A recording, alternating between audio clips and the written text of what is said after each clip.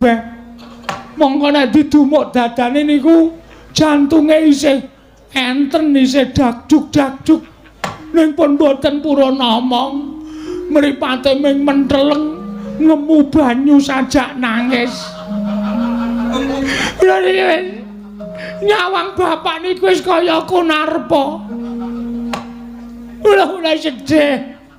Kula matur sanipun sinuwun Prabu. Puntadewa mugi andadosna ing kawuningan. Langsung wae terus. Langsung piye? Sawanipun kula kalih Petruk nyuwun sumbangan. Ngagem resake bapak. Niku bapak kudu cek darah. Ya, Tru. Oh, apa? Heeh. Kowe wingi ra melu mresake kok. Sing mresake aku wingi tak becake. Terus dokter ngendika apa? Bapak kudu cek darah. Oh. Cuci otak. Waduh. Cuci ginjal. Sing terakhir bapak kudu cek son. Cek.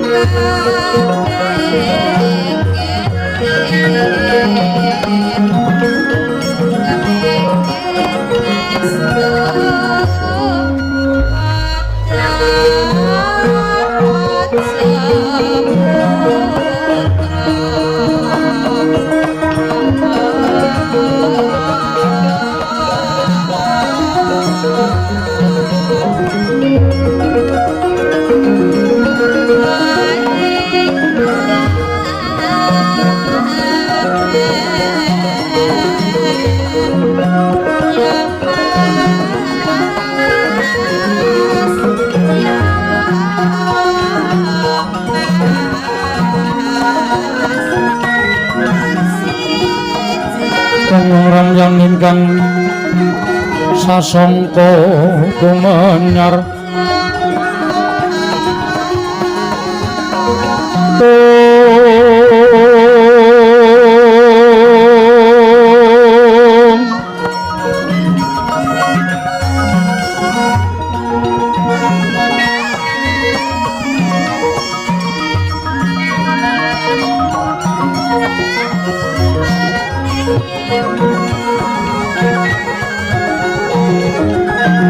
mangrengko ruming puri mangkin kanggo siring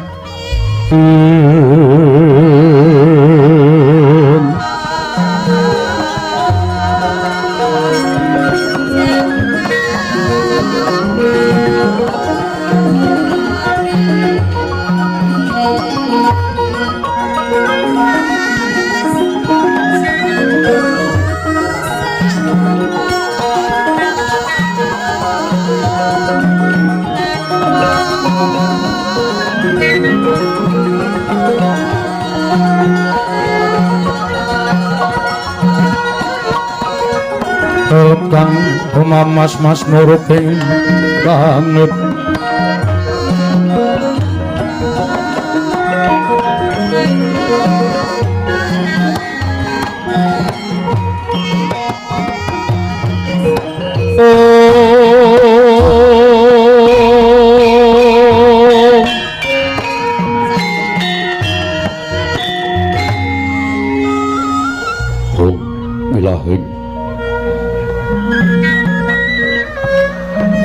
Wilayah Awigna Mastu Purnomo Sideng Awigna Mastu silat mriwang jagat karana siram tondo kawisisaning disana sono sinambung langkung Gusti Mas Tanduk lampah budhe jinantur tutur katila tula-tulat merlat ing Baradya minursita upama pramiskara karana gedhe ing jaman purwa Dinar ditameng lalu to mangko tekap pasaraning gupita tanpun renggeng pralambang patumba-tumba narma panggung sang Murawengkata sebebyar dumadining wayang purwa dewakane kondoli narik runtuting basa dengan kunong musuh rasa yen Narasaya karaos nuwat sayura hangrasa wani purwing diri rasa rumangsa ngrumangsani lir jalma ngilu kaca jarwe wis renakup caing carita beji wis gumelar jroning pakliran yaiku sejatin amriksani paglaran ringgit purwa Surya Candra Darem Yang Kartika pinurba kodrating kawasa sahari ratri hangi dari bawana pura tekeng duksina gilir gemanti teman dadi petanganing dina sasi warsi windu kang sarta abad tetukuran tangkar kemangkar kaya siram guntur Jawa pating krebya dadya padhanging kutu-kutu walang atoga buron wana yang buron tuya dadya branaan tanpa wicalan padhang trawangan nari sang Hyang Rawi ing ngarsa merbawani jagat mungging jagat pitanduk mungup-mungup mungging kamrane kukur abang merengangah lamun kaeksi yayahan dilato bumi saya dangu sumunu sang Hyang Arka katon semeblak kelan kering abang es bejenar kaprabawat nari sang Hyang Basanta tanendu katon ijo royo-royo hamangku gunung ingkang biru maya-maya pucuking gunung kinemlan gendanu kasiring prabancana lenggat lenggut nganti kaya gunung Nakutha Mega tanpa tawis tangu selain kawula dasih dene rarsang upaya buga garap tegal sawai anglur selur tangu pedute sinambi sesendonan sesindenan mikul garulukune anggiling raja kayane sawanara pirembagan Samarawangi Sang Hyang Arka dangu inggil katos nari jagat wis katon mulak duwenging kiblat papat lor kidul wetan kulon sinari jagat kang samrebut yada rebut teja rebut kekuwung parandene datan ana ing madani kekuwunging praja ing Amarta ya praja ing Indraprasta ya ing Batana Kawarsa ya ing Cintakapura luwih garis 100 tanantu kali 1000 tan jangkep tetiga krana negara Ngamarta dumadi saking pulo-pulo bebanjaran singasapan daya benawi tinampi ombak samudra birang langut kang tanpa pagut pegating paningal kapanto uruting Cakrawala wana-wana cakring wisik samana kineping jurang corong kineping gua sirung kinarya susuing peksi lawet yang sarang burung wonten di pasisir antar sasana jembar kebeganing pasir gumlaring garis pinggir tanuntu hanger buyung royo-royo karang kitri royo-royo klopo pranatondo bumi subur pasiten ngawur sadengati nandur tangkar tumangkar kawuryan dadi gunung-gunung kebanjangan hangerang sang langit linggak-linggok lampahing tuwing mijil saking sendang-sendang wening dirtane ilene pinara-para praine tinampi waduk bendung-bendung kinarya hangene sawah nyang pategalaning loro kisma mogol panglaing tetaning bebasantan ana bumi sacengkang kang selo sadaya tinanduran tanah tuwa kang muragapi tandya Bathari Sri Aglaring Pasabinan Yaya Arep Mesari kang pinanggo pertiwi pategalan ing kula wijeng ngrembuyung gegodhongane ambiyet wae nganti kaya manglung-manglung wit-witane pala kependhem pala kesimtar pala gumantung sadaya tan jiwa cinawi tukulan kang maweh kesarasaning diri ingon-ingon raja kaya pitiwen sang rembuka lamun sang aglaring pangonan lamun wanci serap surya samya mulih marang kadhangi dewi-dewi datang ana carane kandhang nganggo kinancing palak labu tebi saking tindak Durjana Tuti samya sayek sakokati akarya luhuring nusa bangsa tuwinegari Ngamarta wana gumimbanging gunung hanggung rineksa mrih lestari rum tumurun trah tumerah sadaya dadi reg-reganing lingkungan langkung-langkung lamun dadi laliti jalma sampun-sampet ing sesanggeman sepen saking tindak sangsaya sinangsaya tebing wada winada anane amung samat sinamatan daya dinayan sawiji-wiji mapan jati ning jiban ingkang piniji temah wujud manunggaling cipta rasa karsa hambabar karya kenging dirasake negaring Ngamarta nalika semana lagi ngancik marang jaman kencana panjang kunjung pasir pawukir roh jinawi gemah ripah karta tata turaharja dasar negara gedhe obore padang jagati dhuwur kukusi turta adoh kuncarane turta kasusreng manca praja lah sinten to wau ing asta wisaraning adil praja Ngamarta penangkira caplo dosa namaning Sang Nata dosaraning 10 nama wis mestani jejuluk Santo Prabu Sri Darma Kusuma ya Prabu Puntadewa ya Guna Talikrama ya Sangajata Satru ya Sada Dwija Kangka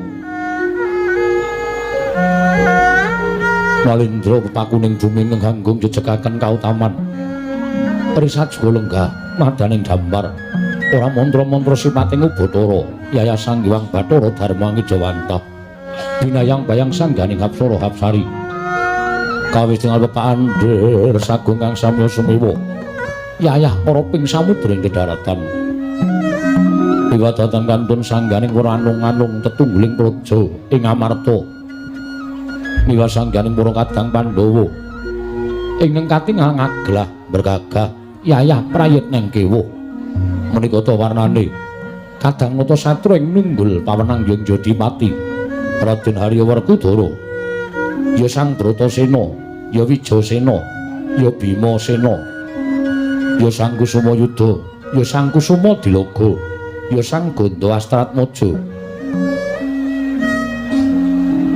Sadra Garga Pidaksa Kuthek Wok Simbar Jaja turta kasunengan kasekten linangkung mila dadal mukalapun dados bebeteng tetanggulaning kewu praja Ngamarta jumenenging Sang Werkudara jinajaran ingkang rayi panengah Pandhawa satru ing Madukara kekasih Raden Harjuna ya Raden Janaka ya Kunti Dribatsa ya Sang Mahabau ya Sang Kaliti ya Duda Kesa ya Bambang Margana ya Sang Suparta ya Kumbang Ali-ali Satya bagus tanpa cacat gaya teja pengawak tirta pamulu jenar kaya kencana sinangling turta kondang dadi sotaning rat lalaning jagat lan curing bawana lenggahing Sang Nata Prabu Darma Kusuma jinajaran waragil Pandhawa satring kembar kemanikan lenggahing sawujajar tuwin bungiro tawu Raden Nakula Sadewa Raden Pinten Tangsen kembar Busana kembar Wicara receh pangandhakane anget danasih pengawak menjangan ketawa ing jawander mlabar sanggaring para naika sami gantung pasisiran jejel riyel rapet pepet pipit prasasat atau pandengkul datan posolo laben katamara sebo ing alun-alun hambidak gendera rerontek umbul-umbul kekiter hangen danu yayahi mondeng mangsa labuh paing megarep ndut jamur barat ing mangsa rendeng tumbak ing rangap ya jating areng mangsa ketiga dalendene katingal didem jinem madyaning pasewakan negaring Amarta nadyan gegodhongan tanging ngobah samirana datan mambah kabar somong swaraning pradonga miwah pangliing waranggana dadak sakleng mangke kawistingan rawipun nata agung Dwarawati miwah nata ing Mandura dadi grakapaning galih nata ing Amarta sigra ngrawani pangandikan dadi kumangono jeneng pangandika Sanata Prabu Darmakusuma ingkang dereng kababaring lisan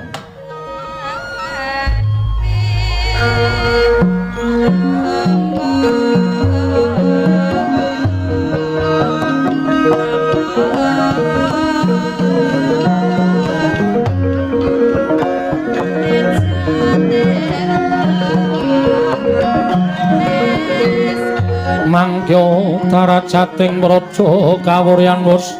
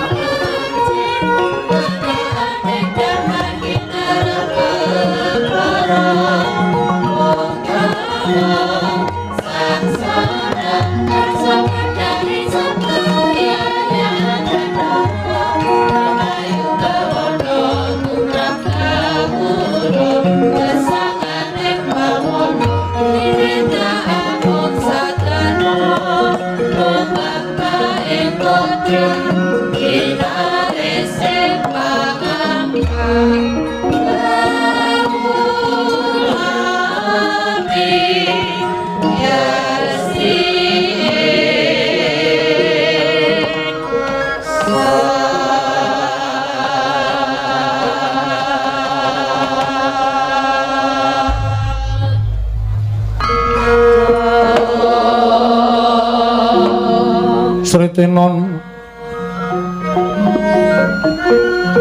ning pasewakan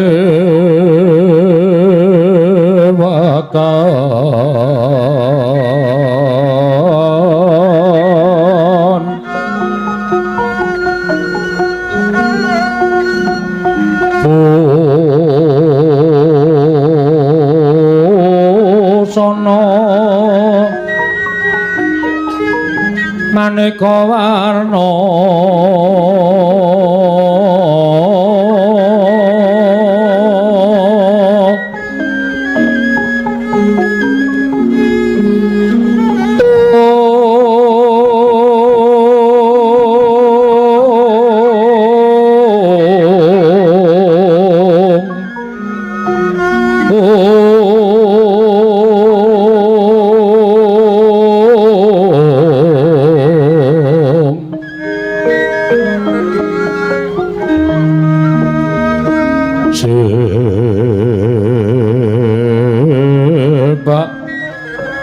Puspiteng Udyana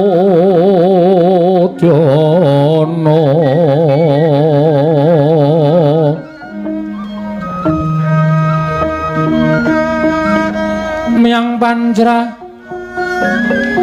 Sarwa Rukma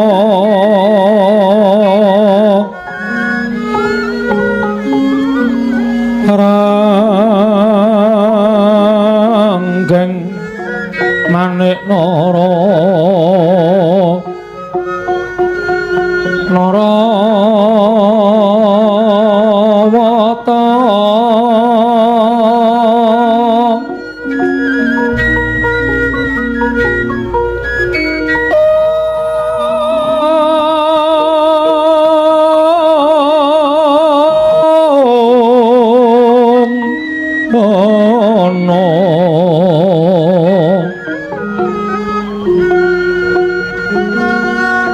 Prabanyo kangso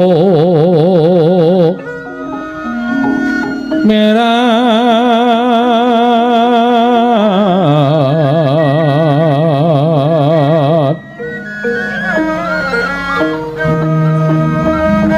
kenyaring tejo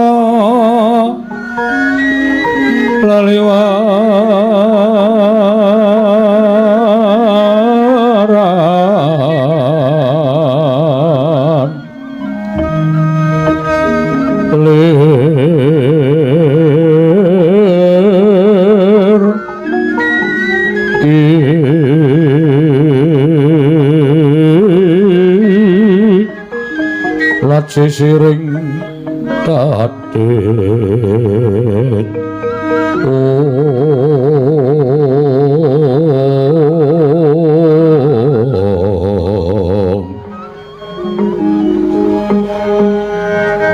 wimbo kekanda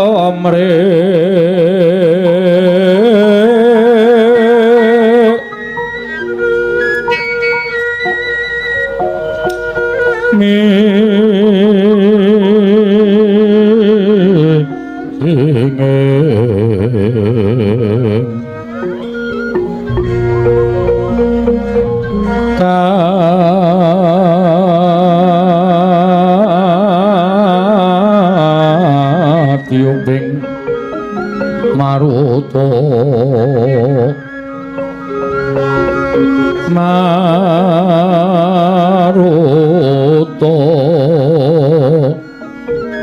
Mando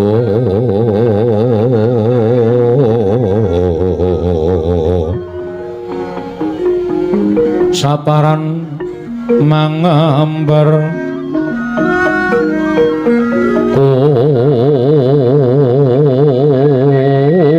kongas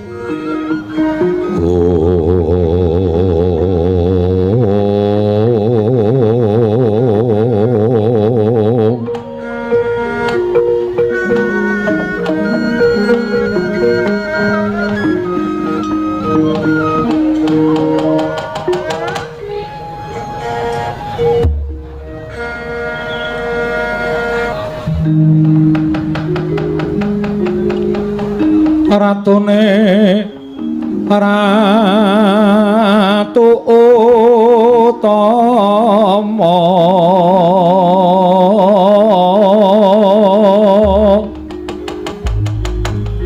patihe patelinuwe pranayaka Tyasrarja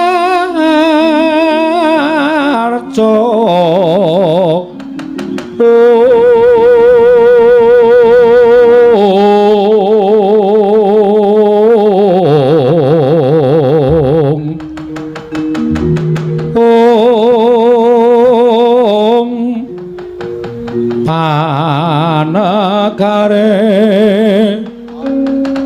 pacek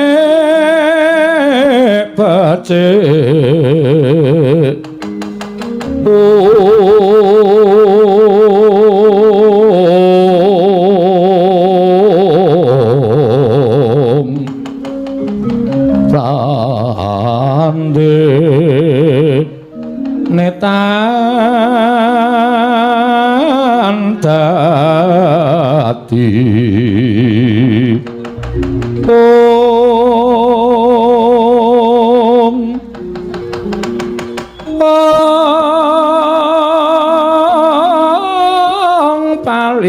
sing kala bantu malah makin handatra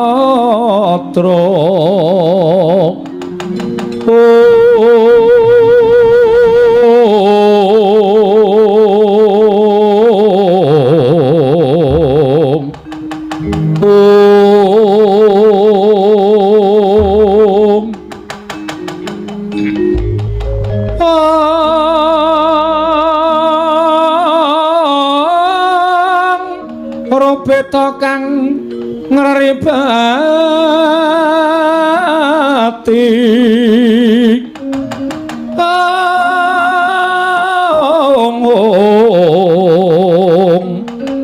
beda-beda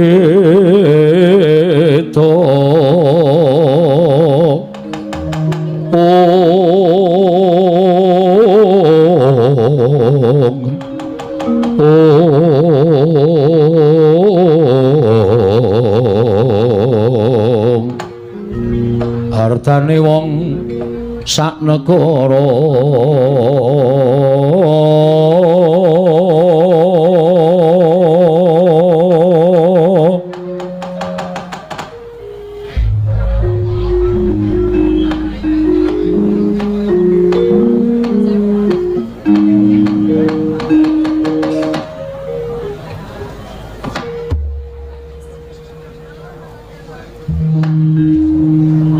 Agung mugi ngayomana marang Praja Ngamarta saisinipun nun mangke Koko Prabu dereng sawetawis dangu rawuh paduka Kanjeng Koko Prabu jimat semban kula Koko Prabu pengayoman kula ing Dwarawati Koko Prabu Sri Bathara Kresna sarawuh paduka Kanjeng Koko Prabu kula ngaturaken pasegan panakrami kunjuk sandhapada paduka Kanjeng Koko Prabu jimat semban kula Koko Prabu pengayoman kula ing Dwarawati ya jagat pangestu kula wayah Bathara jagat lho nggih Yayi Sakalangkung bombong raos sing manahipun ing ora ing Ndrawati dupi kula tampi timbalanipun kadang kula Yai Prabu Darma Kusuma. Asung masganipun paduka Yai sampun kula tampi karya bombong raos sing manah. Namung kepareng kula ngaturaken pudya pangastawanipun ing Raka Kunjuk ngersa paduka Yai Prabu kadang kula ing Ngamarta. Koko Prabu, kula pun dinggo jimat paripih dayana ning kasantosan. Mugi keparenga pinarak ingkang langkung sekeca wonten ing Datulya Praja ing Ngamarta dinten sakmangke menika Koko Prabu. Yayi. Sampun boten kirang prayogi pisawanipun Rakanta ing Ndrawati. Wonten ing Praja Ngamarta titi kalenggan sakmangke menika Yayi. Koko Prabu kasinggihan mekaten. Miwah Koko Prabu Mandura sarawuh paduka. Rayi para ing Ngamarta ngaturaken karaharjan tedhak paduka wonten ing Praja Ngamarta Koko Prabu Baladewa. Jagat wasisaning Ubatara Wayapura jagat Pathik Indra Jaladewaku. Yai.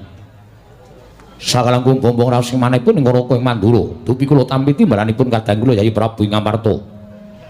Sawanipun ing Raka ing Mandura tansah pinanganing kawidadan niring Sambikala Durga Mendhak Kala Sirna. Namung kepareng kula ngaturaken salam taklimipun ing Raka Kunjuk ngersa paduka Yai Prabu kadang kula ing Ngamarta. Yai Prabu Darma Kusuma. Kula pun dicundhaka panglingga murda. Amawahana kabagyaning gesang kula Koko Prabu mboten langkung kaskecakna pinarak ingkang langkung sekeca wonten ing Praja Ngamarta. Kawula nun. Sampun boten kirang prayogi pisawanipun ing Raka ing Mandura dinten sakmangke menika. Yai Prabu kadang kula ing Ngamarta. Wah.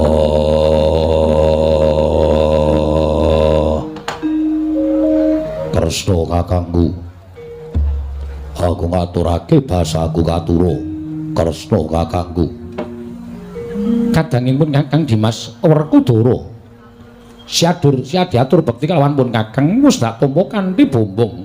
Penggalianipun Kakang ora liwat pangestunipun Kakang Tampanana Dimas Haryasena. Ndak gegem dadekake jimat.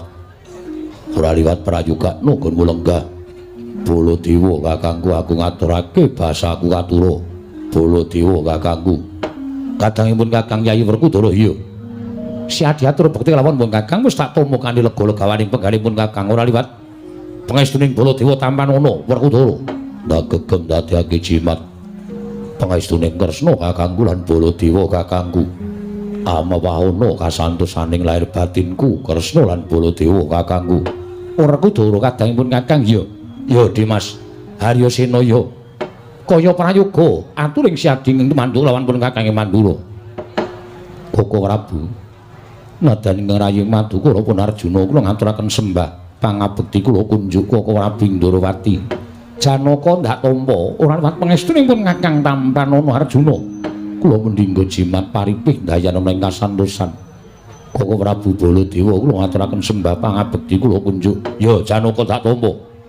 Ora liwat pangestunipun Kakang Tampanana. Kula mendinggo jimat paripih dayana ing kasantosan.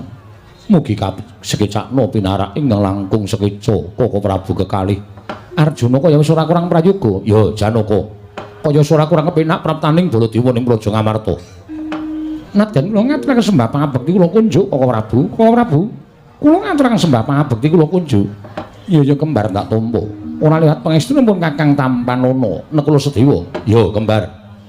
Wis tak tampa siratur bekti lawan pun Kakang. Ora liwat pangestuning Baladewa Tampanana pinten tangsen. Kula pun dinggo jimat paripih dayana ing kasantosan. Kula nun. Kula pun dinggo jimat paripih dayana ing kasantosan. Mugi kasekecakna pinarak ing langkung sekeca Koko Prabu. Iya kembar. Kaya wis ora kurang kepenak praptaning nata Ndrawati ning Praja Ngamarta. Ya Nekula Sedewa. Kaya wis prayoga sowanku ana ing ngersaning kadangmu Yai Prabu Darmaji. Koko Prabu. Saestu adamel gugup gagap guragapan raos sing manahipun ingkang rayi Ngamarta krana rawuh paduka ingkang boten cecala ingkang saderengipun upami alit utusan gandhek sak kembaran. Agengipun utusan Nayaka ing Ndwarawati bileri kelenggan sakmangke paduka Kanjeng Koko Prabu badhe kepareng tedhak wonten ing Praja Ngamarta. Saestu Koko Prabu kula nedhi angrakit arata kencana kinarya methuk paduka Kanjeng Koko Prabu suka nyawisaken Hermawar kinarya miji yampian maduka Kanjeng Koko Prabu kinarya tandha bektinipun kadang taruna tumraping kadang werda Koko Prabu Ndarawati miwah Koko Prabu ing Mandura Yayi kadang kula nadyan nembe kawiyosing pangandikan kemawon persasat sampun kadidene kejugurkan Wukir Sari kelepaning Samudra Madu manahipun ing Raka Indrawati namung semanten tata paca ning kaprajan ing mekaten menika kala wau boten satrepipun menawi paduka pisungsungaken dhateng Raka Indrawata krana menapa Yayi pangraosipun ing Raka Indrawati pendak-pendak kula katimbalan sowan miwah menawi kula sowan wonten negari ing Ngamarta menika pangraos kula tanpa beda kados kula menika wangsul wonten negari Indrawati mila sampun ngantos dipun benten-bentenaken mangsa kala benjang menawi kadang-kadang kula para Pandhawa wonten wekdal ingkang mirunggan nedya tetinju dhateng negari Ndrawati kaecalmu jiga kelawan pekewu Durgama Sangga Runggi Ngamarta utawi Ndrawati karengku kados dene negari Ngamarta kalih kali ngatunggal ing boten saged pinisahaken Nyai Prabu Darma Aji Koko Prabu ngaturaken panuwun ingkang tanpa pepindhan malah ingkang raka ing mandura semanten ugi kula minut atus paseksan antawisipun Ndrawati lan Ngamarta menika boten saged dipun pisahaken mila boten wonten awonipun menawi tiganipun ngemor menika Mandura. Mila antawisipun Ngamarta Ndrawati lan Mandura menika boten saged pinisahaken Yayi. Sawanipun ingkang raka ing Mandura nderekaken jengkaripun kadang kula Yayi Prabu Ndrawati ing nedya sowan dhateng negari Ngamarta. Malah sakmangke gandeng sampun mapan wonten ing Datulaya. Kepasang yugya katujuh ing inu dene para Pandhawa nedeng wontenaken pasewakan madyaning Datulaya negari Ngamarta. Dumunten sakmangke kula atur nampi dhateng sabda pangandikanipun kadang kula Yayi Prabu Kresna. Ingkang saking menika Koko Prabu kepareng daya-daya kula cemadung dawuh menggah menapa ta wigatosipun dene paduka Kanjeng Koko Prabu Ndrawati kepareng tedhak wonten ing Praja Ngamarta. Menawi kepareng kawedharing kathah tumunten kababarna nanging menawi wadi tumraping para kadang sentana Koko Prabu monggo kula dherekaken manjing salebeting kedaton pepanggihan catur netra kelawan ingkang rayi Ngamarta Koko Prabu Ndrawati Yayi kula wonten timbalan malih-malih menapa sawanipun ing Raka Ndrawati ing sepisan tetinju dhateng yuwananipun kadang-kadang kula para Pandhawa jernyatanipun menika sampun dados kewajibanipun ing Raka Ndrawati yen asmantes netepi kewajiban ing ngangka kalih sawanipun ing Raka Ndrawati wonten Praja Ngamarta mriki mboten sanes kejawi namung anggen kula nyuwun dhateng paduka Yayi Prabu kepareng paring kawelasan dhateng Raka Ndrawata. Menapa to dasaripun dene kula nyuwun kawelasan krana menawi tanpa pambiyantunipun para Pandhawa satemah dinten sakmangke negari Ndrawati badhe lebur tumpur tanpa dadi Yayi Prabu Darma Aji. Mila sawanipun Raka Ndrawati dinten sakmangke namung badhe nyuwun senjata pitulung tumbak kenceng pring kadang-kadang kula para Pandhawa supados berat penandang ing sinandang wonten ing Praja Ndwaraka Yayi Prabu Darma Aji hanjrah ingkang puspitarum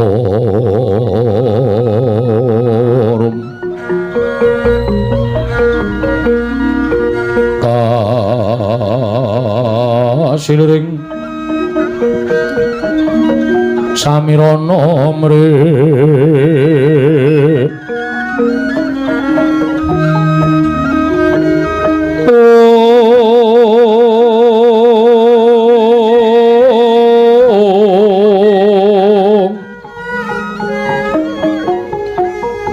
sekar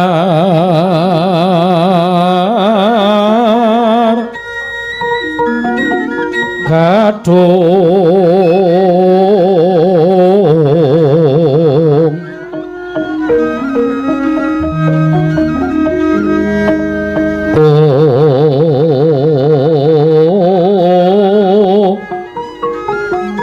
ngas kandanya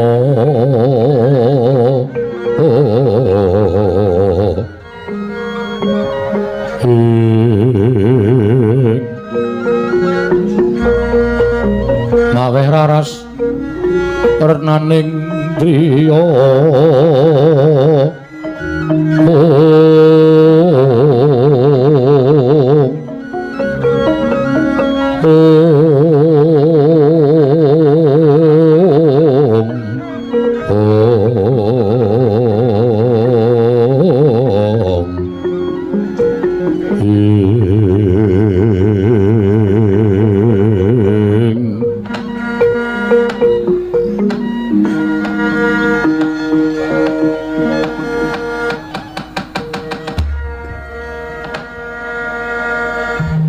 suraos kados pundi Koko Prabu dene paduka paring dawuh ing mekaten jernyatanipun jagat menika sampun dados paseksen ngibaratipun Pandhawa menika ngendika seklimah tindak sepecak mboten nate kantun tansah tetarosan lan paduka Kanjeng Koko Prabu paduka minangka dados surya pepajaring para Pandhawa paduka minangka dados panuntuning para Pandhawa tetela mekaten ya sing pangandika paduka nyuwun senjata pitulung tumbak kenceng dhateng para Pandhawa. Yayi, apan mekaten ing kedah kelampah. Jernyatanipun menawi boten para Pandhawa ingkang suka pitulungan dhateng Raka Indrawati tan mande. Samangke paduka Yayi Prabu badhe mentala nyumurupi leburing Praja Indrawati. Krana saking menapa dene paduka paring dawuh mekaten, Yayi, mugi andadosna ing kawuningan. Sampun wonten 3 candra lengan ing dinten sakmangke menika. Negari Ndrawati kados nampi welaking Jawata. Kathah para kawula ingkang enjing sakit sonten ketiwasan, sonten sakit enjing kapralaya. Monggo sampun boten kirang-kirang ngen kula ngrawuhaken para Brahmana winasis sewa sugata miyang para nipuna supados nambak rengkaning praja parandene katindakaken gagar wigar panantuk karya. Mangsa kula ingkang sampun ngatetepaken ingkang Raka nglampahi prihatos wancinipun anggara kasih kula sarenalite sesemek ron raja mula bebantal bata sarembang wonten ing madyaning alam pasumpenan kula nampi sasmitaning Jawata ingkang dumeling wonten ing Karna bilih negari Ndrawati saged waluya nirmala temah jati temah mulya menawi para Pandhawa ingkang suka sakbiyantu bot ripotipun ing Raka Indrawati nuwun mapunten mboten nampi aku lara babar pisan dhateng ngaturipun Hyai Kresna babar pisan mboten nalika semanten kagiat raos semanipun ing Raka ing Mandura. Dupi kula tampi sowanipun kadang kula ing Ndrawati. Sareng kula dangu. Menapa ta sababipun Hyai Kresna teka sowan dhateng negari ing Mandura? Kanthi pegat-pegat aturipun Hyai Prabu Kresna piyambakipun matur dhateng Raka ing Mandura supados sakmangke ingkang Raka andherekaken sowanipun kadang kula Hyai Prabu Ndrawati dhateng negari Ngamarta. Kinarya saksi tama badhe aturipun Hyai Kresna ingkang tunduk paduka Hyai Prabu Samyaji. Sanget boten kinten menawi negari Ndwarawati ketaman pagebluk ingkang madal sairing usada. Yayi. Mboten nama kula badhe ngetingalaken labatanipun Hyai Kresna babar pisan mboten. Mboten nama kula badhe menika ngetok-ngetokaken lelabuhanipun Hyai Prabu Kresna menika babar pisan mboten. Namung sampun marambah makaping-kaping pendak-pendak Pandhawa nika nampi pepeteng Hyai Prabu Ndrawati ing saged madhangaken Pandhawa nampi ribet Hyai Prabu Ndrawati ing saged mudhari ribet menika kala wau. Mila sampun satrepipun menawi paduka Hyai Prabu tumunten suka sakbiyantu dhateng kadang kula Hyai Prabu Kresna. Koko Prabu wonten dawuh. Ing kanyatanipun Pandhawa mboten badhe selak. Namung gandeng Pandhawa menika gangsal cacahipun. Menawi keparenga sakmangke paduka Kanjeng Koko Prabu suka paring dawuh tumunten ingkang rayi Ngamarta saged badhe sakbiyantu dhateng bot ripotipun kadang kula ing Ndrawati Koko Prabu Kresna nuwun paring dawuh kula sasangga runggi ora usah tidha-tidha penggaling Hyai Prabu Ndrawati tumuli aturna apa ingkang mbok perlokake lan apa ingkang mbok bakal mbok gunakake kinarya maluyakake Praja Indrawati. Matur marang Kyai Prabu Darmaji. Siadya sekali lan Purbawasesa. Koko Prabu ngestaken dawuh. Ya, Yayi. Wale-wale menapa? Negari Ndrawati ing taman pegebluk menika kala wau saged waluya nirmala temah jati temah mulya. Menawi para Pandhawa ingkang suka sakbiyantu inggih menika kula nuwun sewu. Maringaken pustaka jamus miyang jimat lima sada. Badhe kula boyong dhateng negari Ndrawati kinarya tumbal wadaling praja. Hyai Prabu, seru sanget panyuwunipun Raka Indrawati gandeng. Kula mangertos bilih pustaka jamus lima sada menika daya piandeling para Pandhawa. Piwah menika kekiyatanipun para kadang-kadang kula para Pandhawa.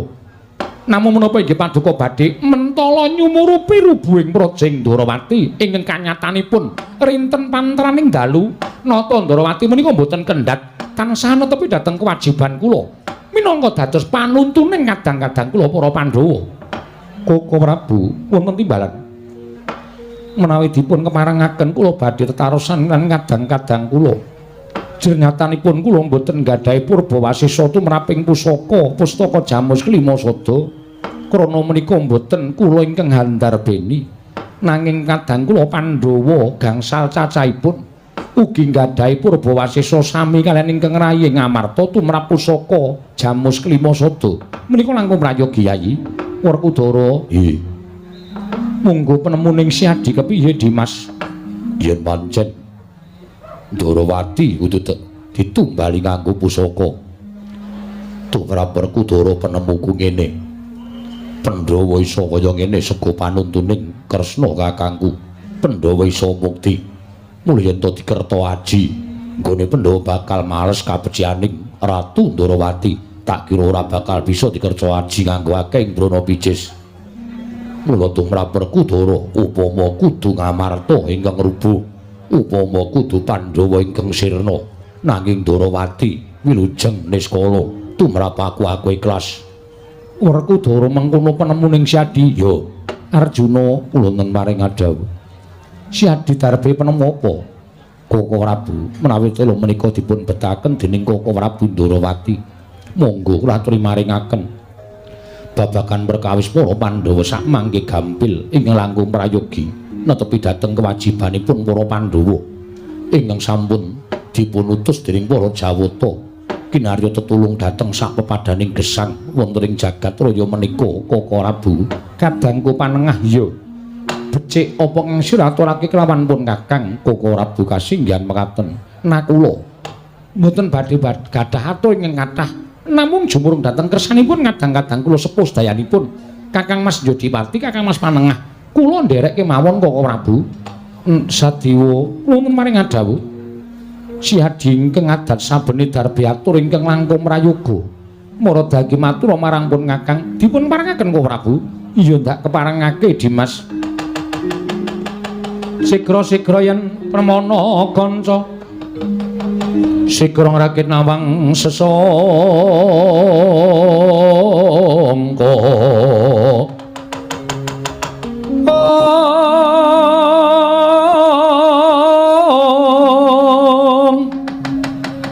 Nalendra mbek marwa sing sang katriku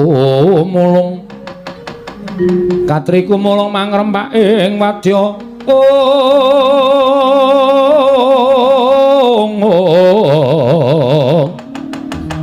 kurca kurore kagiri-giri prananggana magawiya gelarira wang-wang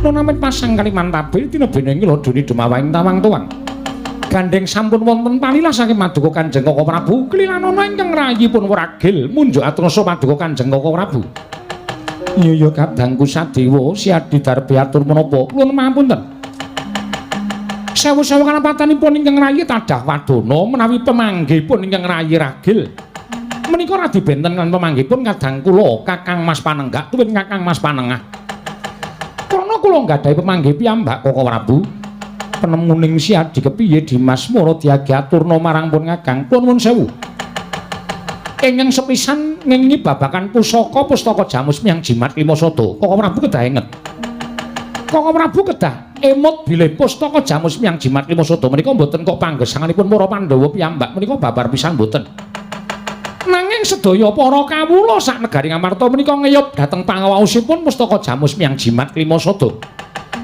mila menawi negari menika kecalan pustaka Jamus Miyang Jimat Klimasada tan wande badhe kathah sangganing para kawula ingkang samya nungsang puyang budel bingung gesangipun satemah nandhang kacintrakan agengipun badhe wonten inggih menika lelampahan ingkang gegirising tumanduk wonten negari Ngamarta mila Koko Prabu menawi Paduka badhe maringaken pustaka Jamus Miyang Jimat Klimasada menika dhateng sinten kemawon menika kedah dipun taliti langkung hormati dipun gelar tuwun dipun gulung sampun ngantos tuna ing tembe wingkingipun Sedewa kula maring adhawuh nanging ingkang ngampil pustaka Jamus Miyang Jimat Klimasada kuwi Koko Prabu Ndarawati mongko bakal digunakake kinarya nambak welaking jagat ing tumanduk ana ing Praja Ndarawati apa kaya ngono kuwi ora jeneng tetulung marang sak pepadane kula nuwun sewu menawa Paduka badhe ngiklasaken negari Ndarawati reja mulya ayem tentrem nanging maduka kecaran pustaka Jamus Miang Jimat Lima Sada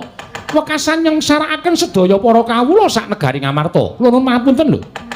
Mboten ateges kula menika badhe nyentulani rembakipun Koko Prabu Ndrawati menika babar pisan mboten jer menika kadang kula werda ing mesinipun kula tansah ngestu pada. Nanging kula nuwun sewu, saenipun sak menika ngaten kemawon. Negari Ndrawati dipun taliti langkung permati langkung rumiyin. Dipun titip reksa. Menawi saestu negari Ndrawati menika taman pegebluk, monggo anggenipun paduka badhe marangaken pustaka Jamus Miang Jimat Lima Sada. Nanging paduka negaken kathahing para kawula negari Ngamarta, angka sepisan angka kalih. Menawi paduka Kanjeng Koko Prabu badhe negaken negari Ngamarta menika rebah. Lajeng aginanipun menapa Pandhawa anggenipun namangun negari Ngamarta, tuwin dados pepayunging para kawula sak negari Ngamarta. Menawi paduka ngiklasaken pejahipun para kawula, nanging paduka ngawrataken dhateng kawontenan negari Ndrawati. Kula nyuwun pamunten. Nalendra menika wong kang sinampiran pakaryan nyekel kendho kencenging pernatan amis baci ning negara menika wonten pundhaking Nalendra. Dados menawi paduka Kanjeng Koko Prabu menika awrat kadang sepuh, kula nuwun sewu. Tegesipun paduka menika sampun negaken dhateng kawula sak negari Ngamarta. Menika tumrap kula mboten adil, tumrap kula mboten saktrepipun paduka menika ndawahaken pangandikan maringaken ngambil wujuding pustaka Jamus Lima Sada dhateng Koko Prabu Ndrawati. Sedewa, wonten dawuh. Gusti to, petungan sing kanthi permati. Kyai Prabu Ndrawati sowan ning Projeng Ngamarta iki wigatine ming bakal nyuwun ngambil pustaka Jamus Lima Sada. Kinarya tumbal wadaling Projeng Ndrawati. Merga kanan Ndrawati ke taman pegebluk. Akeh para kawula ingkang esuk lara sore tekaning pati, sore lara esuk ketiwasan. Bisane waluya nirmala temajati ento timbalan pustaka Jamus Lima Sada. Lah kok pusaka ora mbok wenehake ora mbok paringake marang Kyai Prabu Ndrawati karepmu piye? Kula nyuwun pangapunten. Menawi pusaka menika dumugi wonten negari Ndrawati, Koko Prabu tumunten negari Ndrawati Reja Mulya. Ical pageblukipun nanging kula nuwun sewu tembung dinggo tumbal menika kula nuwun sewu lho. Menika apik-apike ming dipendhem menapa inggih jamak limpahipun ing atasipun pusaka menika pengayomanipun para kawula sak negari Ngamarta. Kok namung badhe dipun dadosaken tumbal wonten negari Ndrawati tumunten sak mangke pusaka mboten wangsul malih. Ing mekaten negari Ngamarta badhe remuk rempu dados bubuk. Kula ingkang mboten ngiklasaken lan kula ingkang badhe anggo ndeli pusaka menika. Gusti. Yen ngono sing dadi pepalang Kyai Prabu Ndrawati iki Sedewa. Nuwun pamunten, kula mboten dados pepalang. Kula namung matur sanipun Kanjeng Koko Prabu Puntadewa, saenipun negari Ndrawati menika dipun teliti rumiyin. Menapa inggih ketaman pegebluk menapa mboten? Lah, nek tembungmu sing kaya ngono mau cetha, yen to kowe ora percaya marang Kyai Prabu Ndrawati, mboten perkawis pitados. Nuwun sewu lho. Namung sak menika saenipun dipun teliti, mergi sak menika nuwun sewu mboten kula menika badhe wonten lan Koko Prabu Ndrawati. Menika mboten, sak mangke menika kathah wong ngapus-apus ngaku sedulur ning saktenane mungsuh, ngaku kanca ning tega nyuduk saka mburi menika kathah sanget. Mila kula nuwun sewu menawi paduka Kanjeng Koko Prabu Ndrawati badhe nyuwun ngambil pustaka Jamus Miang Jimat Lima Sada, kula nyuwun pamunten menawi kelilan kula badhe nitik rumiyin wonten negari Ndrawati. Wah, yen ngono cetha banget yen to kowe iki ngiwakake marang Kyai Prabu Ndrawati. Kowe ora percaya marang Kyai Prabu Ndrawati? Mbok senggo Kyai Prabu Ndrawati iki panjal maning mungsuh. Kula mboten matur mekaten, namung dipun parangaken kula menika cubriya dhateng sinten kemawon. Kedung jero iso dijajaki ning nuwun sewu, ati ning menungsa sapa sing ngerti. Kula nuwun pangapunten lho menika. Sedewa. Wonten dawuh. Wah. Ndrawete ya bedet sewu nepuk pategalan. Ndrawili kaya grojokan ucapmu, Sedewa. Wonten dawuh, Mas. Aku Janaka Nekula mbarep wis padha sarujuk menehake pustaka Jamus Lima Sada marang Kresna kakangku. Lah kok dadi kowe kaya wong bocah pinter dhewe ngantaraning para Pandhawa. Kowe kaya wong sing ngerti marang kahanan sing durung kelakon. Keminter kemewat ucapmu kaya wong regem jimat kaya wani dilat wesi abang. Kowe iki ming bayi wingi sore kowe enom dhewe ana ing negara Ngamarta. Perangan Pandhawa sing enom dhewe. Ning bola-bali mesti kowe gawe kisra, bola-bali mesti gawe geger. Kula nyuwun pamunten, Mas. Kula mboten badhe damel kisra. Kula mboten damel geger, namung kula ngemutaken dhateng kadang-kadang kula sepuh. Wong gerang-gerang kok dimut iki piye? Kowe iki bola-bali mesti kaya ngono lho, Sedewa. Kowe iki mesti nyuntulani rembak Kyai Prabu Ndrawati. Kowe ping pira nyuntulani rembuke Nata Mantra Prabu Baladewa? kowe iki ora ngrumangsani nom dhewe. Ning rumangsa kaya wong pinter dhewe. Wah, Dewa. Wonten dawuh. Ora sandadakaken gunem sing tanpa guna. Saiki tak jaluk ucapmu. Inggih, kula kadawan menapa? Tak dangu. Kakang Mas badhe ndangu menapa?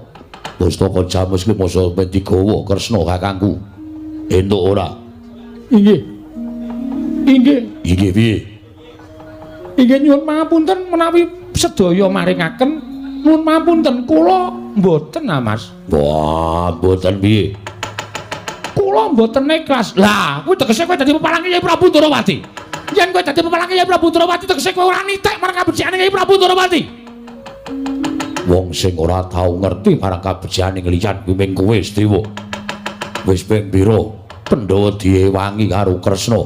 Pandhawa dipadhangake, Pandhawa dituntun karo Kresna kakangku. Ming nyilih pustaka Jamus ki Masada wae cangkemmu cerewet. Nah, cangkeme cerewet senengane ora. Bayi wingi sore seneng. Ora bumenika ngendika menapa? Aku nek nesu sok ora cetha. Wong kadang-kadang tuwa kabeh padha ngerti, padha sarujuk. Meneke pustaka Jamus ki Masada kok bayi wingi sore dadak kokian cangkem ora. Iki Kresna, inggih kula ngertos menika kok Prabu Ndorowati. Lah kene ngerti. Apa ing atase Prabu Ndorowati ki nyuwun ngambil pustaka Jamus ki Masada? Kinarya tumbal wadaling Praja Ndorowati kok ora entuk. Nuwun mapunten menawi dienggo tumbal menika namung dipun pendhem. Oh, dipendhem apa ora Kresna? Inggih. Oh ya wis. Mau ki aja omong nek aja dipendhem ngono. Mosok tak takoni kok dipendhem kok nggih. Inggih nyatanipun badhe dipun petak wonten alun-alun negari Ndorowati oh Prabu. Lah, kuwi ming dipethak ora dipendhem. Nuwun mapunten dipun merapaken ming dipethak ora dipendhem. Nuwun mapunten dipethak menika saminipun sami kemawon dipendhem. Oh padha to? Sami. Beda kata-kata. Inggih. Wah. Ya ngandani lho. Dipendhem niku bakal dibalekake. Nuwun samapunten dipun konduraken benjang menapa? Sing jeneng apa-apa menika dipendhem wis ora bakal bali meneh. Dewa. Wonten dawuh. Disanji aku nanting karo kowe. Inggih. Wis sarujuk apa ora? Nyuwun mapunten. Nyuwun mapunten, Mas. Ayo kagio muni ora. Kowe muni ora sarujuk to, saut tak banting mudar kowe. Kapok kowe. Wis senengane nek nganti disaut dibanting cilaka. Muni iya ngene iki kok piye to? Nyuwun mapunten mboten saged. Piye? Mboten saged. Kepiye? Kok Prabu kendel mawon to. Kendel mawon kajenge Werkudara kemawon. Aku melu esmosi aku. Menapa? Melu esmosi. Wong ora iso omongane kok senengane aneh-aneh ora. Kepiye? Kepiye? Iya, mboten mareng, kula mboten maringaken, kula mboten nyaosaken. Lho, nek ngono wani karo kadangmu Werkudara. Kula mboten badhe wonten Kang Mas Werkudara ingkang kula ajri piyambak menika Kang Mas Werkudara. Nek kuwi wedi ora sawangsulan. Pusaka men diboyong karo Kresna kakangku. Mboten saged. Wah. Muni pisan gas. Mboten saged kaki muni pisan gas. Sedewa mbok aja ngono kowe ngerti watake kadangmu panenggak. Nek nganti nesu malah kriwikan dadi grojokan geguyon dadi tangisan. Inggih. Muni ayo muni wis saiki. Inggih kula nyuwun pamunten. Kula paripaksa tetep mboten saged. Wah, ora iso. Mboten saged. Ora minggat aidak mutar kowe.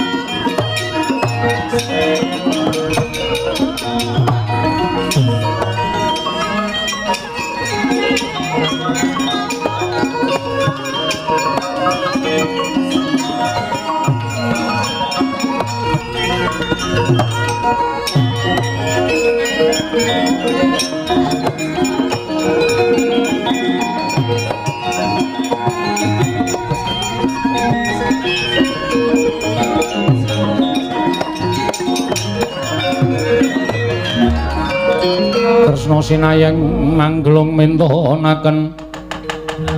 mintonaken dewe kramanira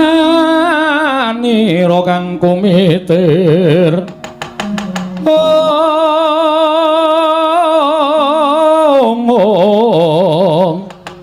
kang mitiran ing asta aneng asta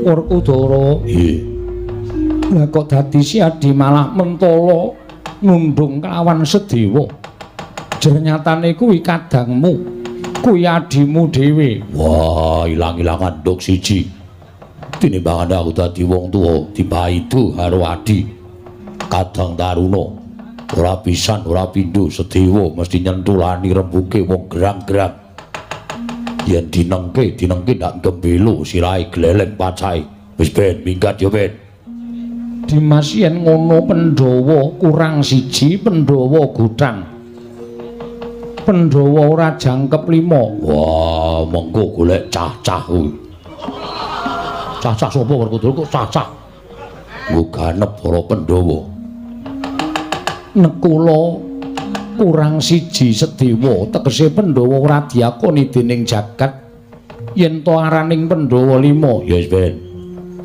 mengko golek sing biya warake saiki arane ora Pandhawa 5 ning Pandhawa 4 Werkudara ku sesuk ngawur omongane Pandhawa kok mung 4 ki piye Pandhawa ki 5 wah sing arane kudu 5 sapa nyatane sing siji minggat lunga merga Siadi aku ki nek dipaidu karo wong ora seneng aja kok Sedewa nekula maidu Werkudara takon minggat aja kok nekula Janaka maidu karo aku mesti takon minggat aja kok Janaka kowe maidu karo aku bareng kakangku mesti wis ben ning kono wae aneh kowe wah ora takon minggat ora wani yayi samangke ngaten kemawon gandeng kelampan menika tok sumberipun saking Ngraka Indrawati mila menawi paduka Yai Prabu tumunten maringaken pustaka Jamus Klima Sada dhateng Ngraka Indrawaka pusaka tumuli badhe kula tampi sasamunipun kula nampi pusaka kula nyuwun pamit wangsul dhateng Negari Indrawati menawi negara Indrawati sampun ketingal padhang pusaka kula kunduraken kula ingkang upaya kadang kula Sedewa badhe kula ripis pados wangsul dhateng Negari Ngamarta Koko Prabu pangandika Maduka dipun mirengaken sangya para punggawa nayaka sak Negari Ngamarta mila sampun lincat menapa ingkang sampun Paduka ngendikaaken kula mboten badhe atur dura dhateng Paduka Kyai Prabu Darmakusuma dipun sekseni para kadang Pandhawa ing sami lenggah wonten Negari Ngamarta tuwin para nayaka punggawa menawi Ndrawati sampun ketingal padhang tumunten kula badhe angupaya wonten pundi dunungipun kadang kula ragil Koko Prabu menawi tetula mekaten Werkudara Janaka nekula seksenana Dimas pustaka Jamus Klima Sada ndak paringake marang Koko Prabu Ndrawati kinarya tumbal wadaling praja do barep kakangku aku mingkari manut Koko Prabu kula semanggaken sabanjuripun Kyai Prabu Ndrawati apa to menika ndur marang praja Ndrawati kasinggihan Koko Prabu lha kusik pun kakang terus piye Koko Prabu sawetawis lenggah wonten ing mriki nuwun sewu mboten ateges kula menika kirang tata krami dhateng Paduka Kanjeng Koko Prabu nanging Paduka kula agem kinarya tanggelan lho tanggungan piye sampun ngantos sakmangke kula menika kininten atur dura dhateng Kyai Prabu Darmakusuma sasampunipun Negari Ndrawati menika ketingal padhang tumunten kula wangsul dhateng Praja Ngamarta sesarengan ngupaya wonten pundi dunungipun kadang kula ragil ngono Kresna inggih ya yen pancen kaya ngono pun kakang mung kari manut Yayi tumuli kula aturi maringaken daya-daya kula nyuwun pamit monggo Koko Prabu kula aturi nampi pustaka Jamus Miyang Jimat Klima Sada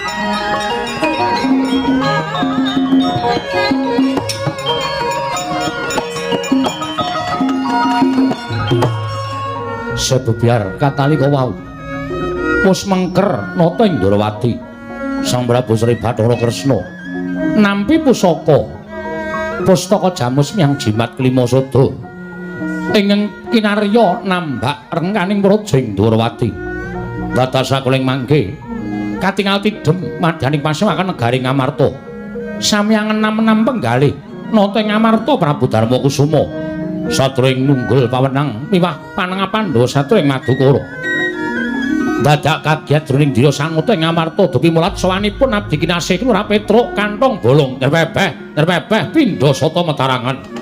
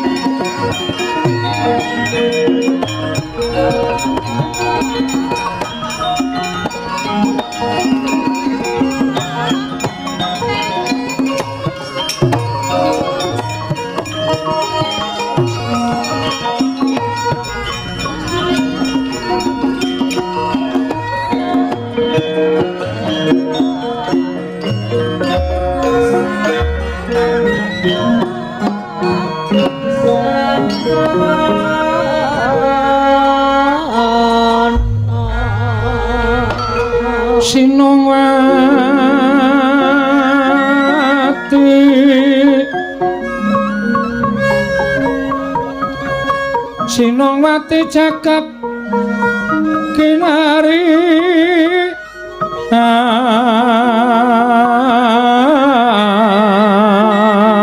among mbak lumembak ombak ing samudra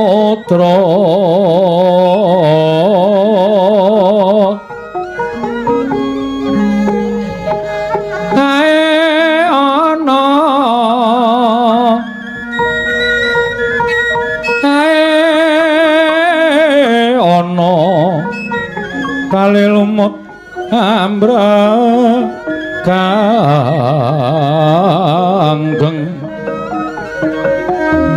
kawita dencengan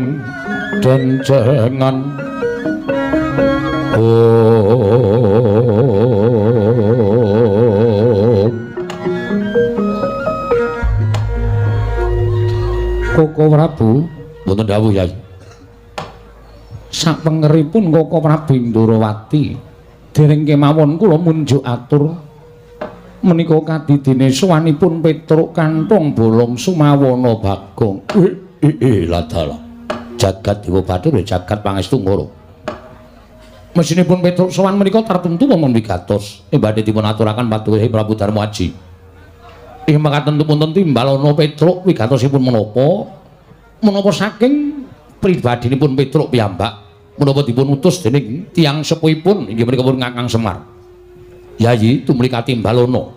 Ing Ngrakandya ngangluaken jangga nilingaken Karna. Midhangetaken ingkang tetela sabda pangandika paduka. Koko Prabu kasinggihan mekaten. Petruk kantong bolong Rarja sak praptamu Panakawan nunamit pasang Kalimantabe tinebena ing kula duni dumawaing tawang tuwang linepatna ing tulak manu sewu kalepatan diagung pangasama paduka menawi wonten kiranging tata krami anggen kula sowan ngersa paduka Gusti kula ingkang sinuwun kepareng kula ngaturaken sembah sumengkeming pangabekti kula katur sinuwun nyaya Petruk kantong bolong ndak tampa pangestuning sun tampanana kula pundhingga jimat paripin dayana ing kasantosan prayoga nunggunmu ngadhep ngarsaning sun sampun boten kirang prayogi sinuwun Panakawan Bagong padha Rarja sak praptanira berkah pangestunipun sinuwun Prabu Darmakusuma winantu ing suka basuki sowan kula tebih saking Sambikala kepareng kula ngaturaken sembah sumengkeming pangabekti kula kunjuk sandhap padha paduka Gusti kula Sang Nata. Iya Bagong pangestuku tampanana. Kula pundhingga jimat paripin dayana ing kasantosan. Diprayogakno anggonmu sowan Bagong. Sampun boten kirang prayogi sinuwun. Petruk kantong bolong padha Rarja sak praptamu. Pangestunipun sinuwun Mandura wilujeng bekti kula kunjuk. Ya Petruk pangestuku tampanana. Kula pundhingga jimat paripin dayana ing kasantosan. Bagong padha Rarja sak praptamu. Pangestunipun sinuwun Prabu Baladewa wilujeng bekti kula nggih Den. Ya, Bagong dak tampa. Pangestuku tampanana. Kula pundhingga jimat paripin dayana ing kasantosan. Petruk slamet tekamu. Wilujeng bekti kula kunjuk. Bagong. Slamet tekamu. Wilujeng bekti kula katur Den. Ya, tak tampa. Prayogakno nggone padha ngadhep. Nun inggih sampun boten kirang prayogi. Nun inggih sampun boten kirang prayogi. Panakawan padha Rarja sapraptamu Petruk lan Bagong. Pangestunipun Ndara Janaka wilujeng bekti kula kunjuk. Pangestunipun Ndara Janaka wilujeng bekti kula kunjuk. Prayogakno Panakawan. Nun inggih mboten kirang prayogi. Nun inggih mboten kirang prayogi. Panakawan sakarone padha Rarja sapraptamu wilujeng bekti kula katur Ndara. Iya. Pangestuku tampanana. Nun inggih. Bagong padha Rarja pangestunipun Ndara Rakanu Nekula bekti kula kunjuk.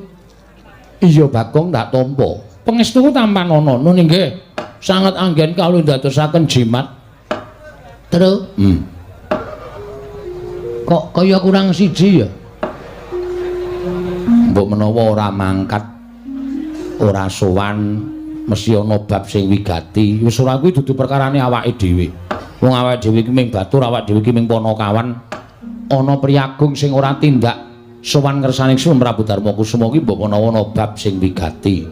Mula iki ora usah dadak dadi pikirane awake dhewe sing bakal awake dhewe diutus bapak sowan ing negara Ngamarta. Siap. 87, 86, 86. Ngawur, urung kok wis 87 denggonmu. Kelahiranmu.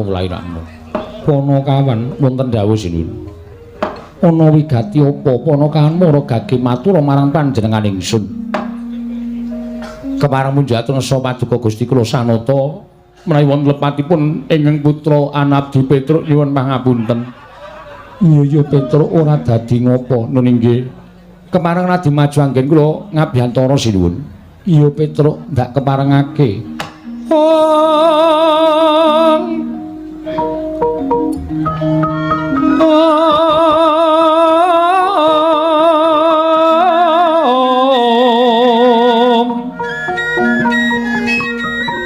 Punapa ta mirah ingsun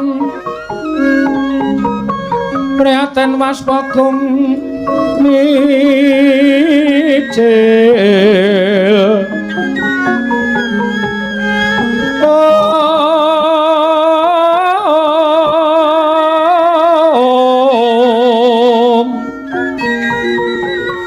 tudatan bo karya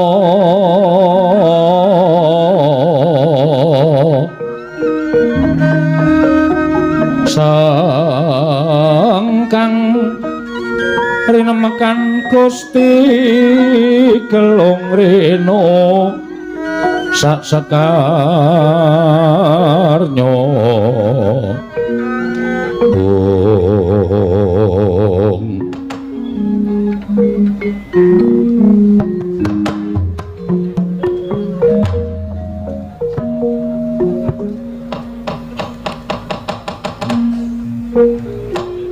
Saya kalah pacan ya pun. Ini ngabdi tadah wadono sudah. Petruk kantong bolo. Kena ngopo kowe teka tumuli nangis ana ing ngarepanku Petruk. Petruk kantong bolo ngopo? Suman ngersane Kalendra kok tumuli kowe ndungkluk. Lohmu netes ana ing jlambrah. Kowe nangis Petruk. Nangis. Oh, yang ngene kok madang. Ini iki yo nangis. Lah nangis sebabe apa Matura? Ana abdi sowan ngersane Kalendra nedeng sini kok nangis ki arepe piye? Iki mboten kuat. Ngraosaken lampahan sing sumadang wonten ing Karang Kadempel. Petruk eneng apa? Ugi dados ning kawuningan sinuwun. Sewu lepat nyuwun pangapunten. Kula nderek atur wuninga. Petruk matura. Ora nangis wegem. Ora iso nangis. Aku wis kentekan eluh. Lah ngopo? Kanggo nyauri debt collector. Ora lalu suraka. Aku ndak guyu. Muga dados nek kawuningan.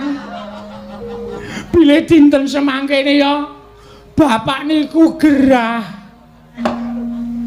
Bapakmu lara. Nggih. Kok sira ora nanting lawan wong atuamu nyuwun priksa larane lara apa? Lho la iya. Ing atase kowe iki anake Semar kok ora tareng karo bapakmu ki lara apa? Yen pancen duwe lara ditambake sowanke pendhita Brahmana Resi Winasis. Goleke tamba, kowe iki anak-anak wis gerang-gerang, bapakne lara nangis. Kaya bocah wingi sore kaya bayi. Kowe iki wis tuwa, Petruk. Kowe wis gerang, kowe iki anak-anak. Sing jeneng wong tuwa kuwi dadi tanggungane anak nek anak-anake padha mentas kabeh. Nek kowe iki isih bocah, kowe ditulang karo bapakmu, ditetah karo bapakmu, diajari nulis, diajari maca, diajari srawung. Ning yen kowe iki wis gedhe kaya ngono, kowe iki nanggung karo wong tuwa. Ora wong tuane bareng wis tuwek lara, kok anake malah krembak-krembik. Kowe kudu mikir. Nggih. Kula ya wis ora kurang-kurang. Ning kula nangis niku mergo larane bapak niku mboten baen-baen. Lho, ora baen-baen piye? Bapak niku wis ora iso omong.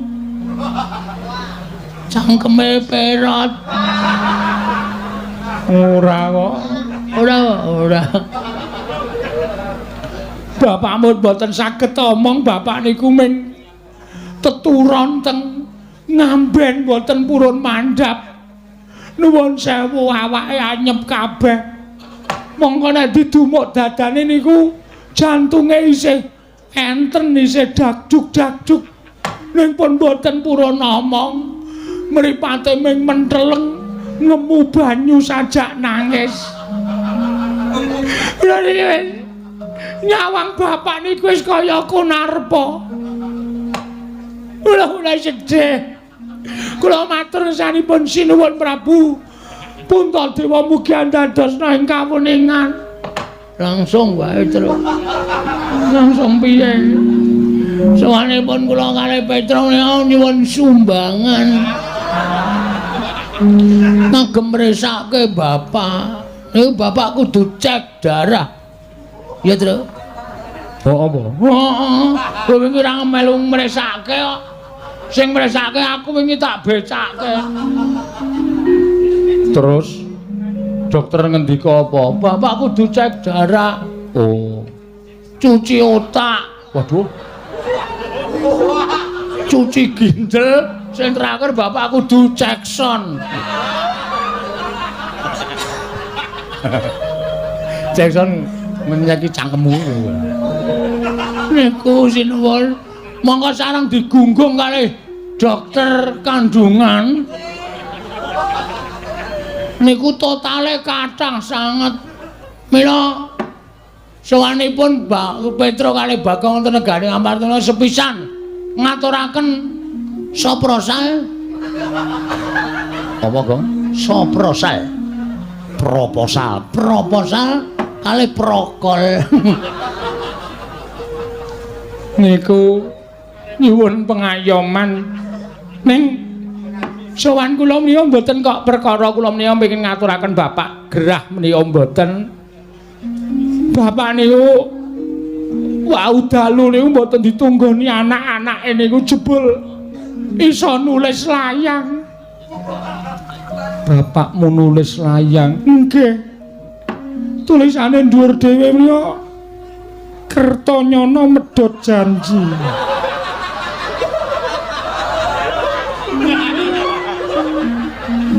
Masa bapak njaluk lagu terus? Ora. Tegese iki medhot janji karo anak-anake lho, Gong. Tulisane Petruk karo Bagong dalam kurung, iya. Tak kongkon ning negara Ngamarta. Aku iso mari nek Pandhawa rawuh ning negara Ngamarta. Sinambi mundi pustaka Jamus Jimat Kelima Sada. Ngaten niku. Lho, wis ora nangis kok bali nangis. Lah wau maca layang kok. Saniki pun mboten maca ya nangis meneh. Iya, terus sowan kula menika ora mau badhe nyuwun usada saking Sinuwun Prabu Ngamarta sakadang-kadehan. Sakadang-kadehan supados rawuh wonten ing Karang Kadempel Pandhawa 5 cacahipun sinambi mundi pustaka Jamus Kelima Sada.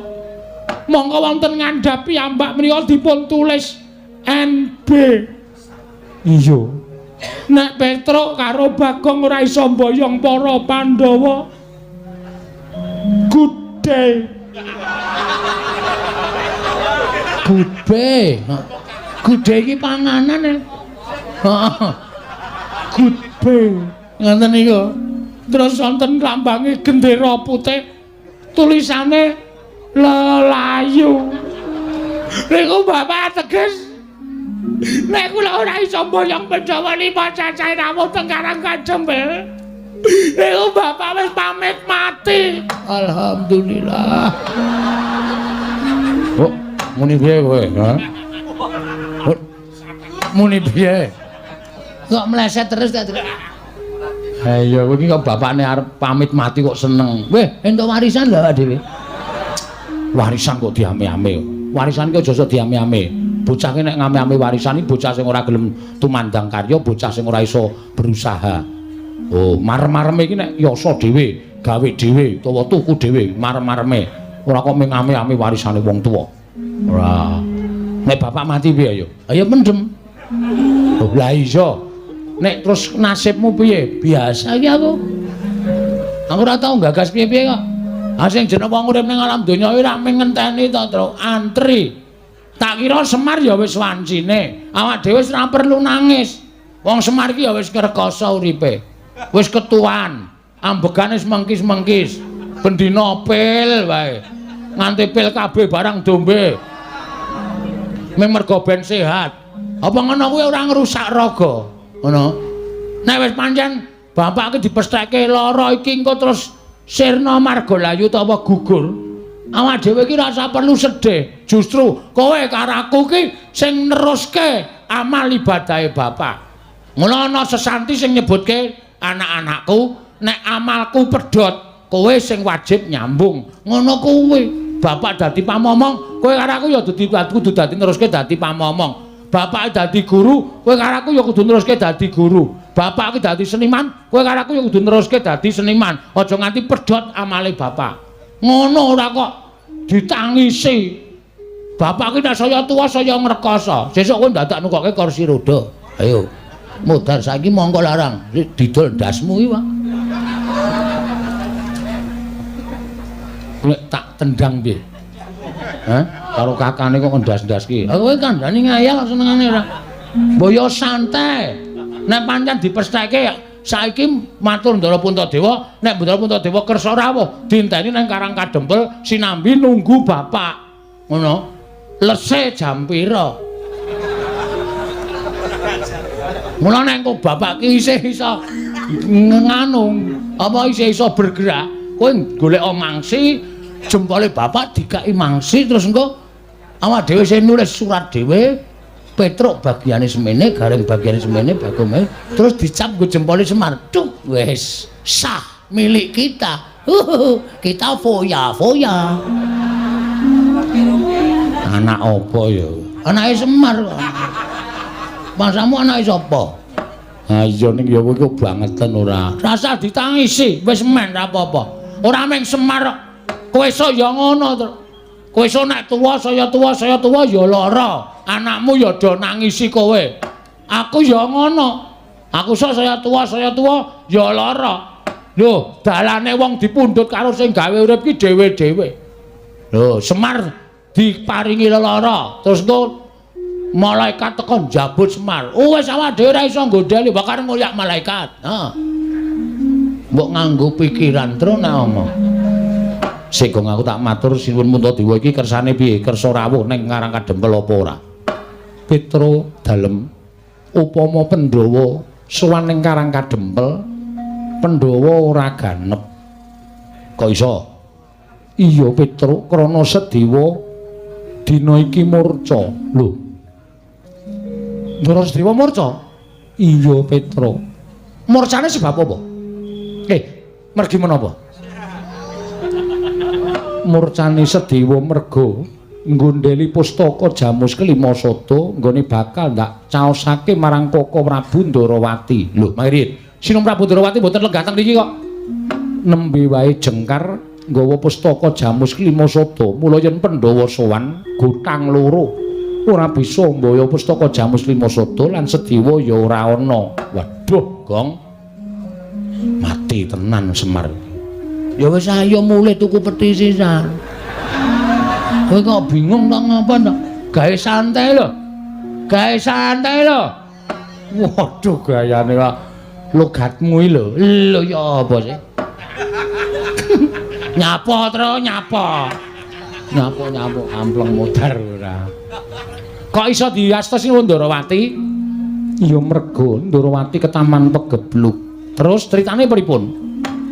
Pustaka Jamus Kelima Sada arep tak paringake marang Koko Prabu Ndarawati Werkudara sarujuk Janaka sarujuk Nekula ya mathuk nanging Sedewa ingkang darbi atur Sedewa dhewe ingkang ora sarujuk marang karsaku nggone nyaosake pustaka Jamus Kelima Sada. Terus dadi dukane pepundhenmu bendaramu Jodipati Werkudara. Iya. Terus Sedewa didukani ndaramu Werkudara apa dene ndaramu Mandura Koko Prabu Baladewa ora kuat ngampet murkaning ati ndaramu Jodipati wekasan kawiyos pengendikane Sedewa ditundung minggat dening ndaramu Werkudara Petro Jaja muntap lirik netap duka yayasinipe netra kocak ngundarandir ditup nyomangolon saka wadana nira mbranang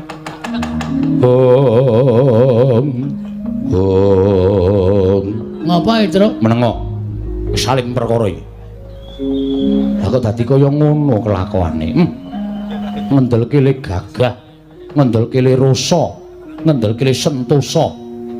Kok mentala karo dulure dhewe. Ingkang mestine Ndara Sedewa iki dadi jangkeping Pandhawa sowan ning Karang Kadempel.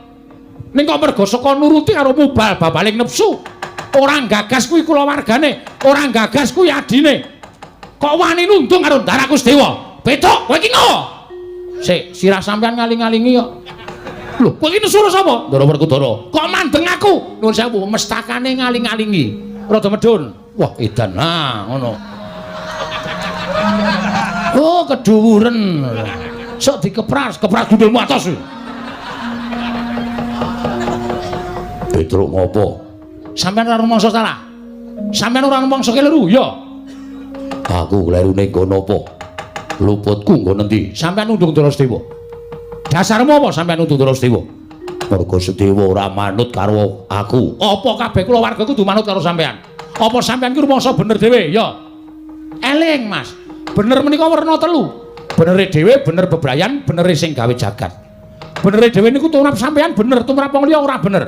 Benere ing bebrayan niku saiki iya, sesuk ora, saiki ora, sesuk iya. Niku wah gingsir. Bener sejati niku bener sing gawe urip. Mula aja sok benerke awake dhewe. Ning ngitungan bener ora tumrap ing wong liya. Darasedewa niku adimu, tur niku beda ibu karo sampeyan. Wajibe nek beda ibu karo sampeyan, sampeyan niku ngayomi karo adimu ku alon, tresnanara ngungkuli adimu dhewe. Kok njur seneng-menang. Sedewa, Minggat, ngoten to, Pak? wah, Ora babe. Iki kula mesut tenan iki. Kelengkapaning kok kata-katamu kok meneng wae iki. Kompliting Pandhawa niku dumunung tanggung jawabe ana Petruk, ana Bagong, ana Gareng, ana Semar.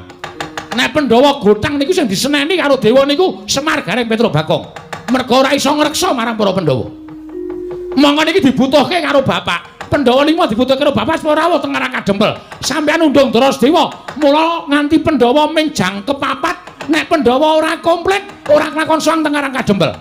Bapak sedo, tegese sing dadi jalaran sedane bapak sampeyan. wah, kurang ngerti apa-apa. Lho, mbok dipersake mripate. Rek, Ora ngerti apa-apa piye? Nuwun sewu lho, sing dadi jalaran sampeyan. ora ngerti kenthang ki puling lelakone bapakmu. Bapakku lara. Isane mari Pandhawa rawuh teng Karang Kadempel 5 cacahe sinambi mundi pustaka Jamus Lima Sada. Darasedewa ora ana, pustaka Jamus Lima Sada ilang. Digawa Ratu Darawati. Tegese bapak pancen disengkake patine karo para Pandhawa. Niki kula ora trima. Ya, Gong. Ini gini. Iki pancen ketoke wis sengaja, Tru. Heeh.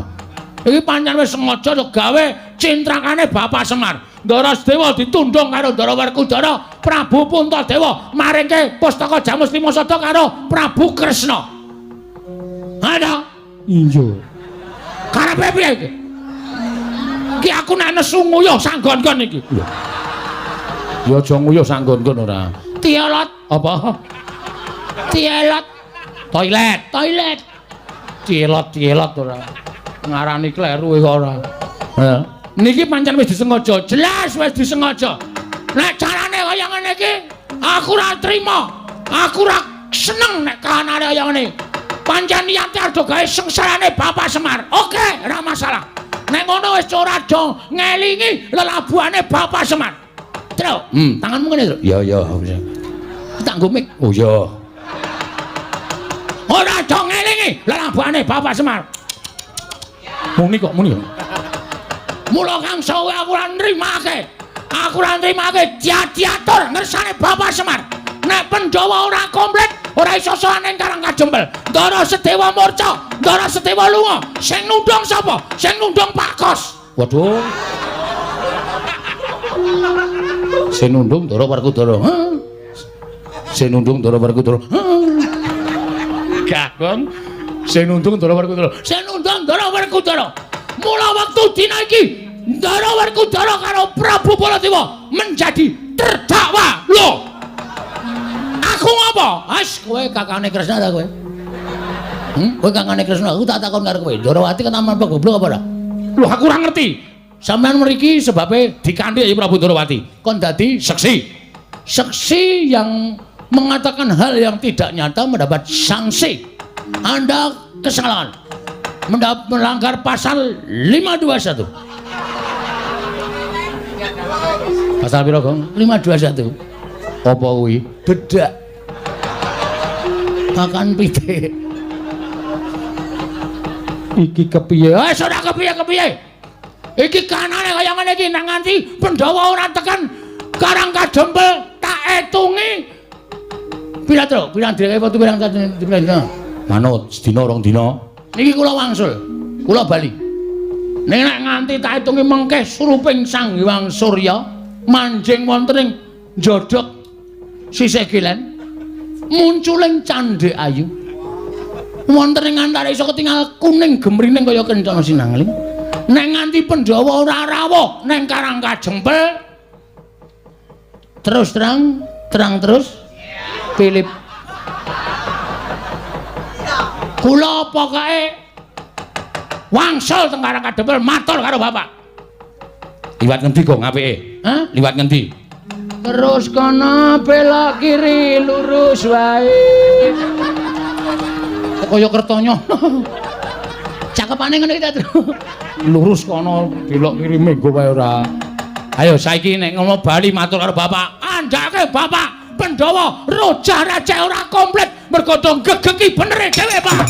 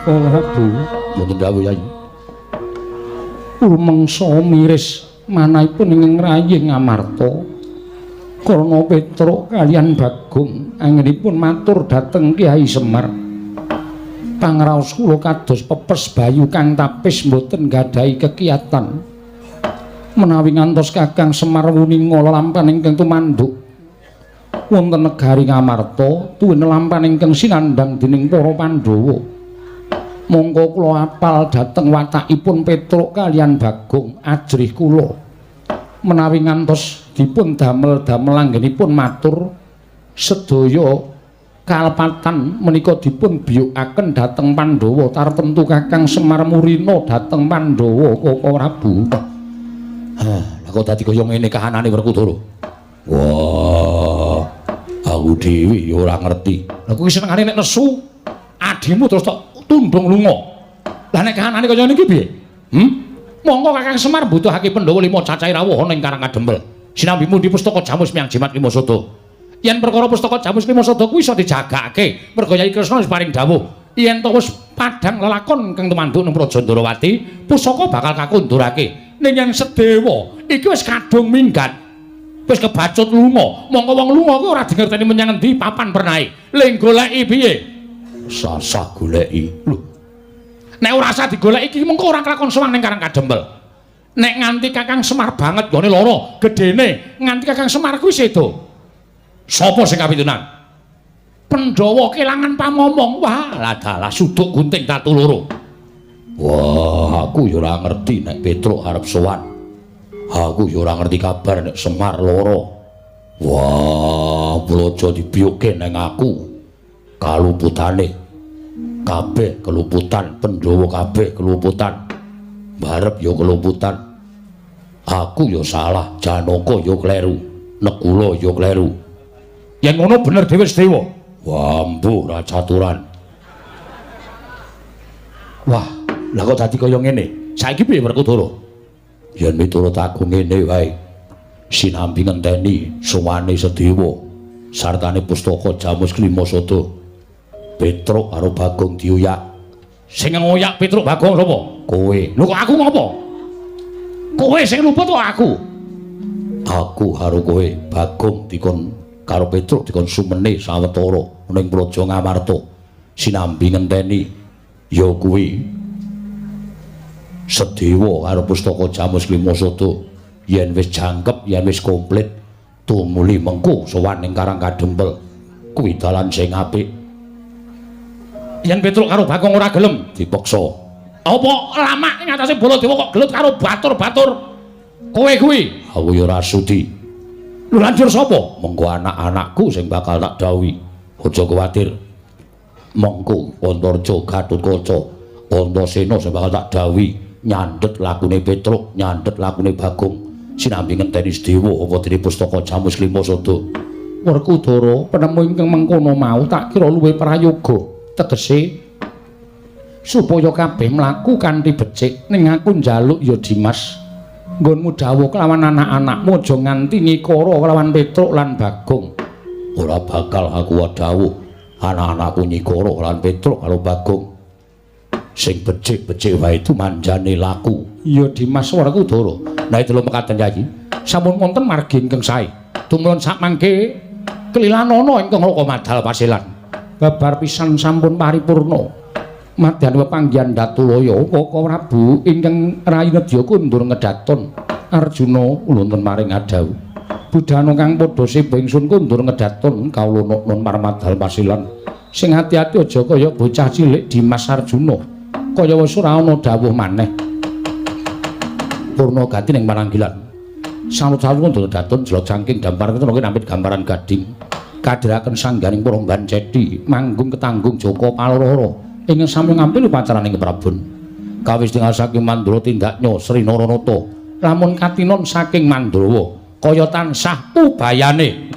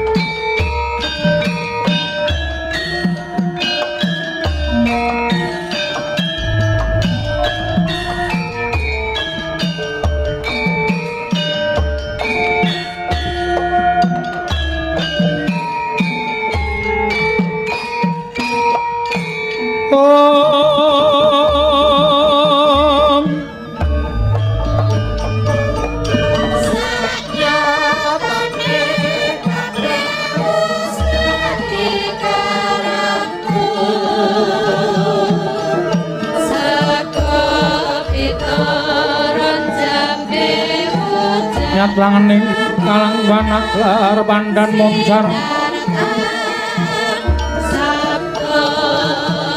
supaya utama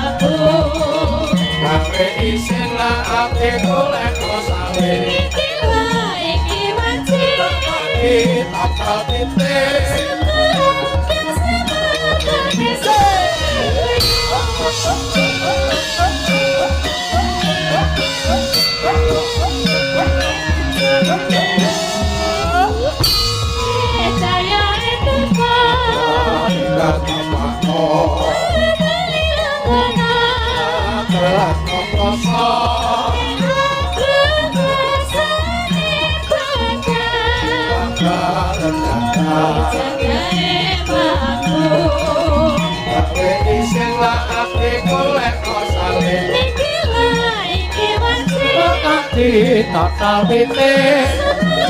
Sesama